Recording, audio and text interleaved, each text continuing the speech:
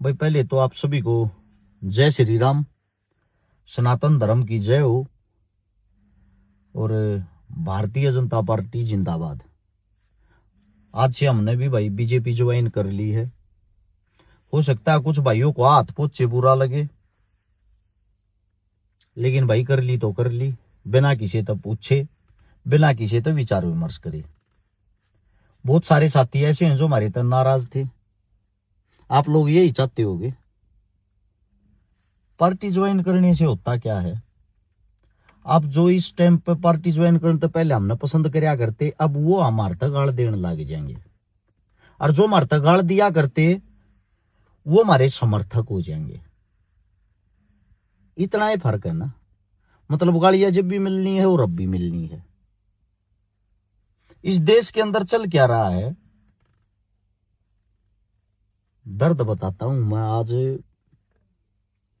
उम्मीद करता हूं यह वीडियो पूरी देखियो, अपने परिवार ते दिखाइयो। पहले बिक जाओ, फिर लिखो, बिक के देश के लिए कलम चलाओ, फिर बोलो देश के लिए, फिर खेलो देश के लिए। देश का मतलब एक पार्टी के लिए करो सब कुछ, सिर्फ एक पार्टी के लिए। एक तानाशाह और बिके हुए पत्रकार, बिकी हुई फिल्में, बिका हुआ खिलाड़ी जो तानाशाह को खुश करने के लिए, उसकी जी हजूरी करने के लिए कुछ भी कर सकता है। लोगों के अंदर इतना जहर भर चुका है,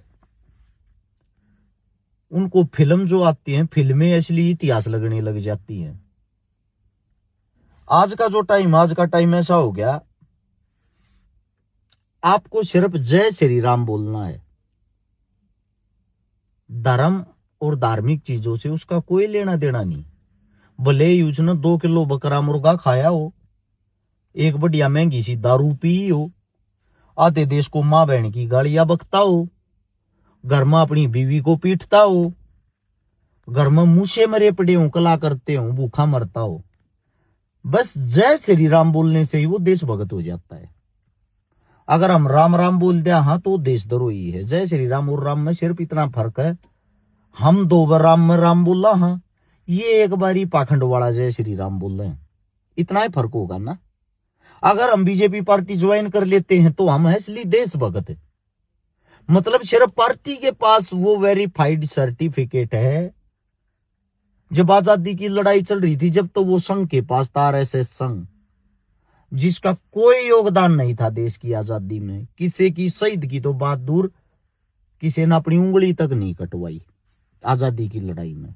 7,32,000 आदमियों ने अपना खून बहा। इस धरती के कण कण में उनका रक्त मिला हुआ। जब जाकर आजादी मिली, उनमें से संघ वालों का उंगली फूटने से भी रक्त नहीं मिलेगा कहीं। उस टाइम पर तो वो सभी को देशद्रोही बताया करते बाकी, और अंग्रेजों की जी हजूरी करते थे। आज उसी संघ के शिष्य भारतीय जनता पार्टी को चलाते हैं, बाकी सभी को देशद्रोही का सर्टिफिकेट देते हैं। अगर टोटल में बात करूं, मन में जो दुख है, भारत के विनाश का सबसे मुख्य अगर कोई कारण है, वो पहला कारण अगर मैं गिनूं मेरी तरफ से, वो है पत्रकार, जिनको कहा जाता है चौथा स्तंभ। आप पत्रकारों की जेब भरो, उनकी जेब में पैसे डालो, जो काम भारतीय जनता पार्टी करती है। जिस नेता ने बलात्कार कर रखा हो, मर्डर कर रखा हो, घपले घोटाले सब कुछ जी भर भर के कर रखे हो, उसको भी भगवान की मूर्त बना देते हैं। सिर्फ उसको जय श्री राम बोलना है, 4 मंदिरों पे माथा टेक के एक लाल तिलक लगा के फोटो शेयर करना है, उसी में वो देशभक्त हो जाता है। भले ही उसने 2000 बहन बेटियों के साथ बलात्कार कर रखा हो। आपने देखा भी होगा, नीचे की साइड का एक तमिलनाडु कर्नाटक नाम लेते ही मेरे पे तो मुकदमा दर्ज करवा देते हैं। वहां पे मुख्यमंत्री टाइप के एक ने 1000 से ज्यादा लड़कियों के साथ सेक्स संबंध किए, उनकी वीडियो बना के अपने फोन में रखी है।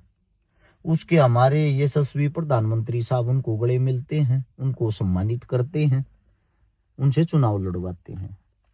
एक बिहार का, नाम तो क्या लूं, आप सब ने उसकी वीडियो देखी थी, चुम्मा चाटी की, सब कुछ करते हुए कि अखबार में भी फोटो आई थी।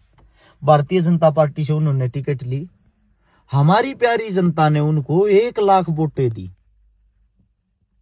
अब वो देश के लिए लड़ेगा विधानसभा में जाके, जो उसके कार्य हैं, जिससे जितनी उन्हें वो चुम्मा चाटियां की हैं, अब वो 5 साल चुम्मा चाटी का उसको और सर्टिफिकेट मिल गया। हमें क्या भाई, हमें तो देशभक्त पार्टी चाहिए। हद की बात, सबसे बड़ी जो बात आज के टाइम पे, 80 करोड़ आदमी 5 किलो राशन पे जिंदा हैं, खुश हो रहे हैं सरकार तुम्हारे को 5 किलो राशन देने लग रही है। उनको ये शर्म नहीं आ रही कि 80 करोड़ आदमी भूखमरी से गुजर रहे हैं, पार्टी के कारण उनकी रोटी नहीं चल रही, उनकी रोटी छीनने के कारण पार्टी चल रही है। अब उससे भी बड़ी चीज, लोग नारे लगाओगे पेट्रोल चाहे 500 रुपए लीटर कर दो, वोट दूंगा मोदी जी को ही। वे आदमी ये नारे लगाते हैं जो 300 रुपए की दाढ़ी करते हैं पूरा दिन, और बात वो इतनी बड़ी कर देते हैं। अब सबसे बड़ी चीज जो है वो ये है, रेलिया में 600 रुपए दाढ़ी पे मजदूरी करने वालों को अगर तुम मोल लेके जाते हो, आते टाइम उनको दारू की एक बोतल दे देते हो, उनको वो 600 रुपए और दारू चाहिए, देश का विकास नहीं।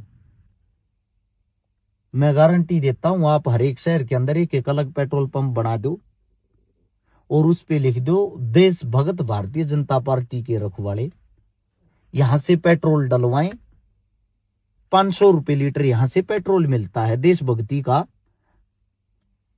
आप देशभक्त हो तो इसमें अपना योगदान करें। मैं गारंटी देता हूं कोई थारा MP MLA भी पेट्रोल डलवा ले तो वहां तक। और जो भाई वैसे आम जनता है जो पार्टी के साथ नहीं है, उनका रेट वो कर दो जो नॉर्मल रेट है, 90 तो उनका भी कर रखा जी निकालने वाला। क्या ये देश के मुद्दे नहीं है? क्या कभी किसी पत्रकारों ने ये आवाजें उठाई हैं? क्या कभी कोई पत्रकार इन चीजों पे बातें करता है? एक देश का मूर्ख से मूर्ख नेता बिहार का जो एक बिहारी कलाकार भी है, वो ल्यूड लेवल का कलाकार, वो ये कहता है 90 रुपए का डॉलर, हमारे 90 रुपए जो हैं वो $1 के समान हो गए तो क्या हो गया? हमारे हिंदुस्तान में डॉलर थोड़ी चलता, रुपया चलता है। हद होगी यार, मतलब इतनी मूर्खता रहे, इतनी मूर्खता। हमारा पैसा दिन प्रतिदिन गिरता जा रहा है, और जो हमारे हिंदुस्तान के बाहर बैठे हैं, अमेरिका, UK, कनाडा, वहां बैठ के जो मोदी जी की जय करते हैं, उनको तो बेनिफिट मैं मान सकता हूं, उनको है। उनको क्यों है? वो सपोज करो वो $1,000 कमाते हैं, वहां के इंडिया में भेजते हैं, तो वो ऐसे खुश हो रहे हैं, थारे तो $1,000 के 90,000 रुपये हो गए इंडिया में। अगर डॉलर 60 रुपया का हो तो उनके तो 60,000 हो ना, तो जितना डॉलर बद्ध है उन तो न्यू लागल लाग रहा है, थारा बेनिफिट हो। वे मोदी जी की जय के नारे लगा, उन्हें ये नहीं दिखता देश की करेंसी कहां से कहां गिरने लग रही है। कोई मतलब नहीं देश के अंदर। देश के अंदर सिर्फ जो चीजें चल रही हैं, अगर किसी कांड में कोई बलात्कार हो जाता है, कोई हत्या हो जाती है, कोई कांड हो जाता है, कोई बम विस्फोट हो जाता है, किसी भी चीज को ले लो, अगर उस केस के अंदर 100 आदमी पकड़े जाएं, 100 आदमियों में से सिर्फ एक आदमी का मोहम्मद, शाहिद, जुनेद यानी कि मुस्लिम नाम हो, मीडिया 99 के 99 को भूल जाएगी। उस एक आदमी को इतना बड़ा टेररिस्ट, इतना बड़ा आतंकवादी, इतना बड़ा देशद्रोही बना देगी उस एक आदमी की तुलना पूरी मुस्लिम कौम से कर देगी। ये तो होते ही ऐसे हैं, इनका तो कार्य ये है। मतलब इतना जहर लोगों के अंदर भर देगी, इतना जहर भर देगी, लोगों को ये लगेगा भाई अगर मुस्लिम कहीं दाढ़ी वाला इंसान दिख गया तो टेररिस्ट है पक्का। ये सोच बन जाती है छोटे छोटे बच्चों की, इन लोगों ने बना दी, ऐसी भावनाएं कर दी। अगर हम कोई हक की बात करते हैं फिर ये लगता है ये भी साले मुस्लिम है, गालियों के साथ बोलते हैं हमें कटमुल्ला है, मुल्ला है। क्यों? उन्हीं बच्चों को ये लगता है हम उन्हीं आतंकवादियों की मेर ले रहे हैं। सबसे बड़ी चीज आजकल फिल्म आवा हिस्ट्री पे, इतिहास पे, पाकिस्तान मार दिया, पाकिस्तान पर हमने आजादी ले ली, पाकिस्तान बूंद कर रख दिया, और यहाँ नारे लगाते हैं उस फिल्म को देख के हमारे वाले। देखा बीजेपी का कमाल, देखा बीजेपी ने क्या कर दिया। अरे मूर्खों, पहले तो एक चीज सीख लो, 1947 में जो 15 अगस्त या 26 जनवरी ने फिल्म चलाई जाएंगी भारत पाकिस्तान के साथ हमारी युद्ध वाली, 1947 में हम पाकिस्तान से आजाद नहीं हुए, अंग्रेजों से आजाद हुए थे। पाकिस्तान तो हमारा कटके का अलग देश बनाया था जो हिंदुस्तान का हिस्सा था। उस चीज का होना तो चाहिए तुमने दुख, हमारा देश का टुकड़ा हुआ है और तुम खुशी मनाते हो। हद होगी यार, मतलब इतनी बड़ी अंधभक्ति। अंग्रेजों से आजाद हुए थे हम, पाकिस्तान से नहीं। पाकिस्तान तो हमारे साथ अंग्रेजों से आजाद हुआ था जो हमारा ही हिस्सा था। पता नहीं देश मतलब कहां जाने लग रहा है। हालात ऐसे आ रहे हैं मतलब कि हमारी जो रिश्तेदारियां हैं वो भी हमें शक्के नजर से देखने लगी। इस देश का सबसे बड़ा दुर्भाग्य पत्रकारिता। इसलिए कह रहा हूं मैं, सरकार से सवाल जवाब करने की औकात नहीं है पत्रकारों की। पत्रकार काम करने लगे माहौल तैयार करने का, पत्रकार काम करने लगे नेताओं के कद को बड़ा बनाने का, पत्रकार काम करने लगे सभी घोटालों को छुपाने का, पत्रकार डिबेट करते हैं हिंदू मुसलमान पे, पत्रकार डिबेट करते हैं जातिवाद पे, पत्रकार डिबेट करते हैं इन्होंने जय श्री राम का नारा क्यों नहीं लगाया। सबसे बड़ी चीज तो आप सभी को बता देता हूं, देश चलता संविधान से। संविधान जो है उसको फ्रंट पहले नंबर पे रखोगे, गीता हो या कुरान, रामायण हो या महाभारत, वो सेकंड में रखना पड़ेगा, उसके बाद का पार्ट है वो। अगर फर्स्ट में आपने रामायण महाभारत गीता कुरान रख ली, पहले मैं धार्मिक हूं, इसी विनाश के कारण हमारी 565 रियासतें थी, 565 अलग अलग मतलब देश थे, टुकड़े थे।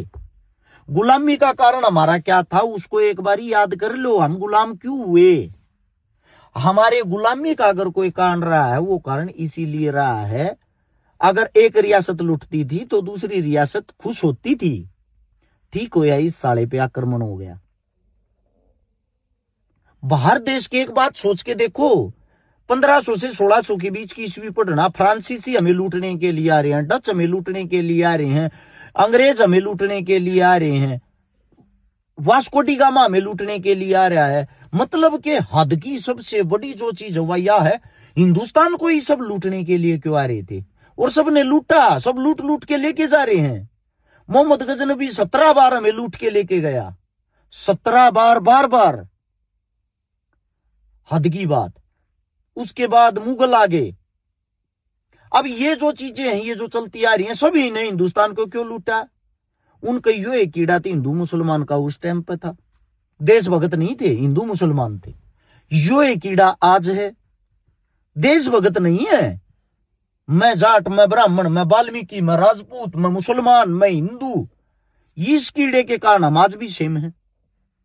अब फिर बहुत सारे आदमी हैं जो इतिहास को फिल्मों में देख के ये कहते हैं हमारे जैसों को तना शर्म आवे है, मुगलों की तू तारीफ कर, हमने मूर्ख बतावे है। मुगल तेरे फूफा थे, तेरे दादा थे, इसी बात के हैं।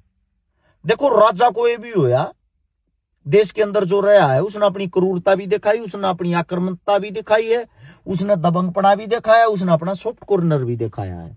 ये पार्ट होते हैं अलग अलग राजपाट के। अब मुगल काल के अंदर अगर मुगल सारे जालिम थे, क्रूर थे, खतरनाक थे, मुगल काल तो कोई लंबा शासन रहा, लंबा काल चलिया है। 1528 में बाबर आया था, 1857 तक ये चले हैं। बहादुर शाह जफर इनका आखिरी वंशज था। अब ये जो काल है लगभग 325 साल का। इस 325 साल के अंदर औरंगजेब जिसने सब तक क्रूर, हत्यारा और खतरनाक और डेंजर बताए हैं, उसकी बात करते हैं ना गाड़ देनी शुरू कर दे। औरंगजेब ने बढ़िया बताए हैं। औरंगजेब काल में औरंगजेब ही इकलौता ऐसा राजा था जिसने एक फरमान जारी कराया था। उस फरमान में यह था, जो गाय की हत्या करेगा उसके हाथ काट दो, गाय काटने वाले के हाथ काट दो। और कई जगह तो उन्होंने ये फैसला लिया था कि जो गाय को मारेगा उसको मारी दो। हिंदुस्तान के इतिहास में पहला और आखिरी राजा था जिसने यो नियम लागू कराया था। मथुरा में जो कृष्ण की नगरी है, उन मंदिरों को बरसाने वाला कौन है? एक बार इतिहास चेक कर लेना। वो औरंगजेब जो क्रूर था, हत्यारा था। बहुत सारे मंदिर है जिनमें उन्होंने दान दिया, जैसे कि उज्जैन मंदिर, एक ओकामामुखी क्या है वहां पे। मैं ये नहीं कहता वो अच्छा था, ना मैं ये कहता वो बुरा था, लेकिन मैं आप लोगों को ये बताता हूं, बुराई बुराई मत, अच्छाई भी देखो, फिर तुलना करो, पूरी हिस्ट्री पढ़ो, फिल्मों की नहीं, गूगल की नहीं, किताबों की, प्रमाण के साथ, तब पता लगेगा आप लोगों को। साथ में एक चीज और भी है, जो नए बच्चे हैं, यूथ हैं, जितना जो हमारा नया जमाना लग रहा है, उनके अंदर भी जातिवाद के ऐसे इंजेक्शन, ऐसे सुए लगा दिए गए हैं, किसी के पास बैठने से पहले उसकी जाति और धर्म पूछते हैं। ऐसे देश आगे बढ़ जाएगा। अब आप अपनी सोच होती है, हमारे को गालियां देते भाई तुम भगवान को नहीं मानते। मानते हैं भाई, ये रहा मेरा भगवान, दे रहा मेरी गाड़ी में हमेशा रहा कर, ये मेरा भगवान है। किस लिए है? मेरे को आजादी ने दिलवाई है इन्होंने। मैंने जीते जी जिन भगवानों का इतिहास सुना है, पढ़ा है, मेरे लिए भगवान है बाबा साहब भीमराव अंबेडकर, सुभाष चंद्र बोस, चंद्रशेखर आजाद, भगत सिंह, राजगुरु, सुखदेव, बटुकेश्वर दत्त, चौधरी छोटू राम, ये मेरे लिए भगवान हैं। ठीक है, आप लोगों का मैं क्या करूं? आप लोगों का भगवान जो है, आप उनको भगवान मानो। मेरे को आपके भगवानों से प्रेज नहीं है, मेरे को ना अल्लाह से प्रेज, ना ईश्वर से प्रेज। मैं धर्म विरोधक आदमी नहीं हूं। मैं आप लोगों को जगाने का काम करता हूं, और वो जगाने का काम आप लोगों की समझ में नहीं आता तो मेरी गलतियां नहीं है। मेरा जो आखिरी मोटिव था मैन, वो ये था, अगर हिंदुस्तान का किसी ने सबसे बड़ा बेड़ा गर्क और विनाश किया है इस वक्त, वो किया चौथे सतम ने, मीडिया ने।